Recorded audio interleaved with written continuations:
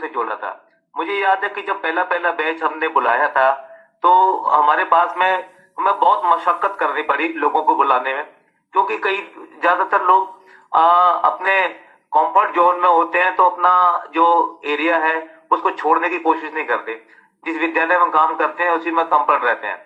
लेकिन जैसे ही वो लोग जुड़े उस कार्यक्रम से, 10 दिन का ट्रेनिंग प्रोग्राम था, शुरू शुरू में उनको कठिनाई महसूस होने लगी, लेकिन उसके बाद तो ऐसे जुड़े कि उनको लगा कि शायद ये कार्यक्रम हमारे लिए है। और उसके बाद जो अगले जो हमने बैचेज चलाए थे, उस बैचेज में एक बार भी हमें मेहनत नहीं करनी पड़ी, बल्कि पुराने वाले जो साथी थे हमारे, उन्होंने भी हमें रिक्वेस्ट की कि सर हमें एक बार फिर से जोड़े। तो ये जो सेल्फ डिफेंस का जो प्रोग्राम है, इसकी सफलता का राज सबसे बड़ा। और मैं पुलिस एकेडमी राजस्थान को भी बहुत बहुत धन्यवाद देना चाहूंगा, जिन्होंने बहुत मेहनत करके हमारी महिला शिक्षिकाओं को तैयार किया, जिससे वे जिले पर, ब्लॉक पर जाकर अपने प्रशिक्षणों के माध्यम से वो बालिकाओं को तैयार कर सके। तो ये जो मुद्दा है जेंडर का, बहुत ही संवेदनशील मुद्दा है। जेंडर शब्द के बारे में आपको हो सकता है अभी बताया हो, तो ये क्या Mukesh ji, can it be possible to way discussion? Yes sir. क्या संभागियों से जैसे मैं जेंडर के बारे में किसी से पूछूं, हाँ, जेंडर के बारे में क्या समझ रखते हैं, तो उस पर कोई संभागी अपनी राय देना चाहेगा? हाँ सर, आप बोलें सर, संभागी अपनी राय देंगे सर। ओके ठीक है, मैं बाद में बात करता हूँ उनसे। तो ये जो जेंडर है, दरअसल ये जो जेंडर शब्द है,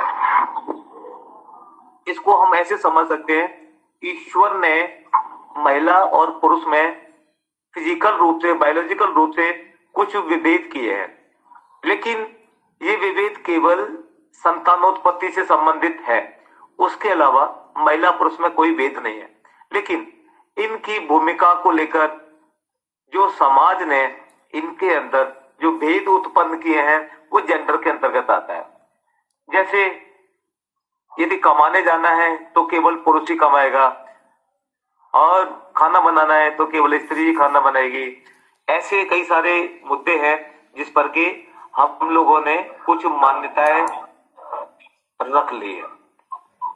हमारे संविधान के अंतर्गत लैंगिक रूप से, जाति रूप से, धर्म के आधार पर यदि कोई विभेद करता है तो ये विभेद करना कानूनी जुर्म के अंतर्गत भी आता है। तो हम इसको ऐसे समझे, जैसे कई बार मैं कहानी शेयर करता हूँ कि एक मेंढक था, मतलब 2 मेंढक थे, वो नदी के किनारे घूम रहे थे। अचानक झुरमुट में से आवाज आती है, और वो झुरमुट में से आवाज आती है, वो दोनों मेंढक भागते हैं। एक मेंढक बिल में घुस जाता है, एक मेंढक बाहर रह जाता है। तो हम पूछते हैं कि बताइए, इसमें जो अंदर जो मेंढक घुसा था और एक मेंढक बाहर रह गया था, तो इसमें से मेल कौन है और फीमेल कौन है? तो चूंकि अभी 2 वे डिस्कशन नहीं हो पा रहा, तो अधिकांश जो 98% हमारे जो साथी हैं वो बताते हैं कि जो अंदर घुस गई थी वो मेंढकी थी, और जो बाहर रह गया था वो मेल मेंढक था।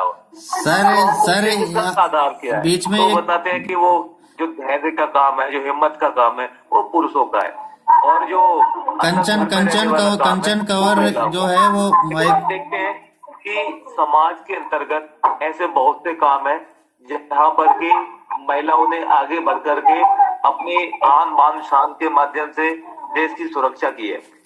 आज के समाज के अंदर जो है, हम इसको अपने विद्यालय में कैसे बदल सकते हैं? तो पहले तो हमारी कोशिश ये होगी कि हम ये देखें कि आखिर हमारे विद्यालय में वो कौन कौन से घटक हैं जहां पर हम बालक और बालिका में भेद करते हैं। तो यदि शिक्षक के रूप में हम उनमें ये पहचान कर पाए, और हम उनके अंदर ये जो जेंडर का जो गैप है इसको कम कर पाए।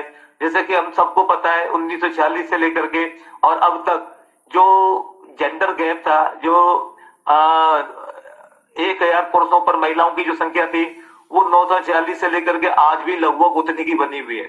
इतने सारे कानून बने, इतनी सारी चीजें बनी, इतनी सारी सरकारें आई, इतनी सरकारें गई, लेकिन स्थिति में बहुत ज्यादा अंतर नहीं आया।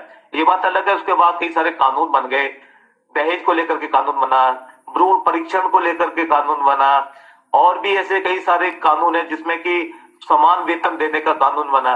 लेकिन उसके बाद भी हम देखते हैं कि आज भी महिलाओं की जो स्थिति है उसमें बहुत ज्यादा कोई रिवॉल्यूशन, कोई सुधार नहीं आया है।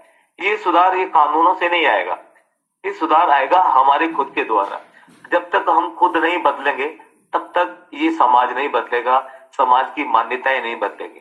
तो हम इसको ऐसे देखें कि विद्यालय में हम कहाँ देखते हैं कि बालक और बालिकाओं में जेंडर का जो भेद है, तो हम देखते हैं कि जब प्रेयर में खासकर से जो बड़े स्कूल है, हायर सेकेंडरी स्कूल्स हैं, उसमें लड़कियों को एक तरफ लगा दिया जाता है लाइन में और लड़कों को एक तरफ लाइन में लगा दिया जाता है।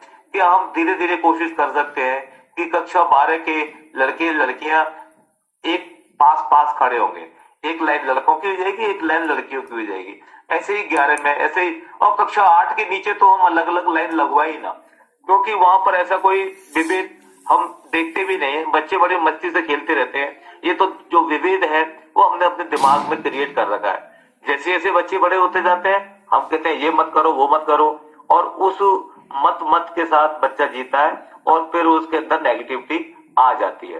तो एक तो ये चीज, दूसरा ये कि जैसे कई सारे काम है, जैसे सफाई का काम है, तो झाड़ू बच्चियों अपने आप थाम लेती हैं। हम कोशिश करें कि हमारे जो लड़के हैं, जो बॉयज हैं, वो झाड़ू उठा सकते हैं क्या? पानी पिलाना है तो लड़कियां लेकर के आ रही हैं। स्कूल के अंदर जो सांस्कृतिक कार्यक्रम है उसमें यदि वो भाग लेना, पार्टिसिपेट, गीत संगीत नृत्य करना है तो लड़कियां कर रही हैं। अगर हम अपने स्तर पर वो क्या क्या करें जिससे कि ये भेद दूर हो सके, तो क्या हम ऐसा कर सकते हैं कि यदि हमारे 10 प्रोग्राम किसी भी सांस्कृतिक कार्यक्रम के हैं तो उसमें से 5 प्रोग्राम लड़कों के हों, 5 प्रोग्राम लड़कियों के हों। हालांकि इस संदर्भ में हमने लड़कियों के लिए मीना मंच और गार्गी मंच विद्यालयों में बना रखे हैं, और उसमें भी यही है। पहले जब शुरुआत में 1911-12 में जब मीना मंच चालू हुआ था तब केवल लड़कियों के लिए 20 बालिकाओं वाला ग्रुप होता था। उसके बाद हमने महसूस किया कि बच्चे भी बड़े आनंद के साथ बाल किशोरी जो मेला होता था KGBV में, उसमें भाग लेते थे। तो हमने सोचा कि क्यों ना इन मेलों में भी, इन मीना मंच में भी हम बच्चों की उपस्थिति को भी दर्ज करें। तो हमने कुछ बच्चों की उपस्थिति इस मीना मंच और गार्गी मंच के अंतर्गत करी।